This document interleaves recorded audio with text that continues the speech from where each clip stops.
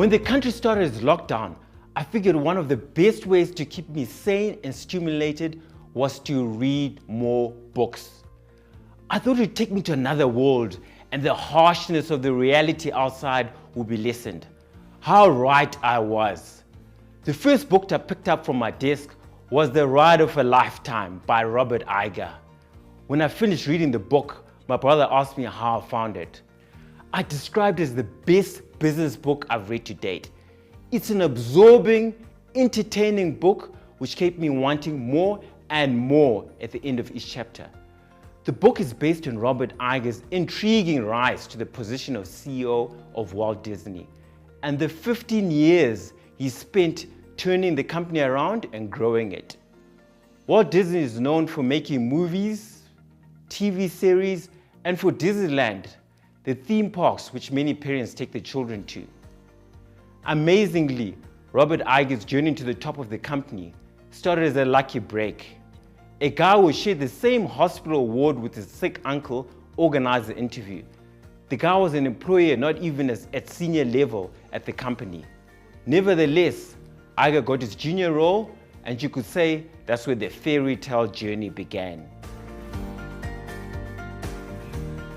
To summarize what the book is about, I would say it's about leadership in business, taking advantage of your lucky breaks, insight into the media world and how decisions are made behind the scenes.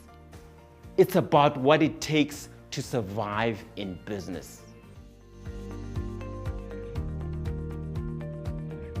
I loved how Robert Iger gives us an insight in how he approaches the predicament, how his mind is working to solve the problem. He informs us in detail what options were available to him and how he made his final decisions. In one of the predicaments he found himself in, he got outside help to reach a decision. It's important to know what you don't know. The book is a business book, so Iger does not spend too much time on the other aspects of his life, which I really appreciated. He obviously spoke about his family to the extent he had to consult his wife if there was an impact on the family. For me, I was most interested in the business side of things, so I appreciated the eagle-eyed focus of the book. I love how the lessons in the book were collated at the end of the book, so it's easy to refer to the best lessons. I did not have to scramble between the chapters to try and figure out what I'd learned. This was really useful. I felt a connection to this book, but this time it was not because of the author's brilliance. It was more through the movies and TV series that were discussed in the book. Some of the movies and TV series were not only familiar, but were favorites of mine. For instance, Walt Disney produced a movie called Black Panther a couple of years ago. We learned there was a lot of negativity in Hollywood about whether the movie could do well at the box office with a black lead actor. The movie was made and the rest is history, as the movie did brilliantly at the box office. Some of the company's movies or TV productions, to name a few, include The Lion King, Star Wars, Toy Story, and Blackish. I found it interesting to see the production houses that I often see on TV belong to Walt Disney. These include Universal, Marvel, Lucasfilms. It helps put the pieces together on the business behind the scenes. It makes you know a touch more about the world around you. It's all entertainment underpinned by business. These production houses were not always under Walt Disney. You can read the book and follow the truly intriguing stories how they ended up under the company.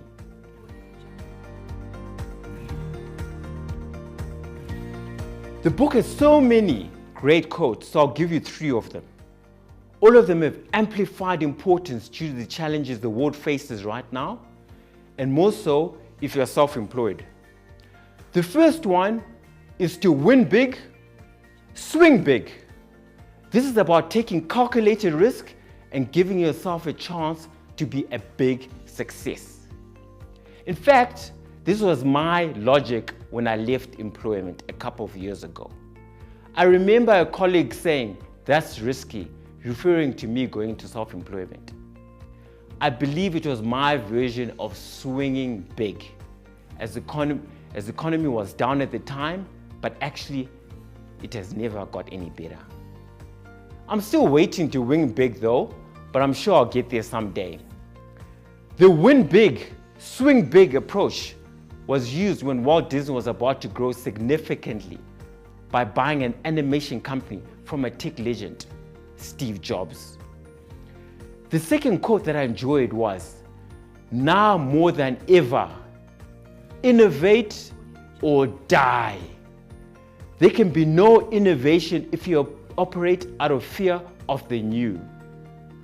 So relevant today, as all of us have been forced to innovate.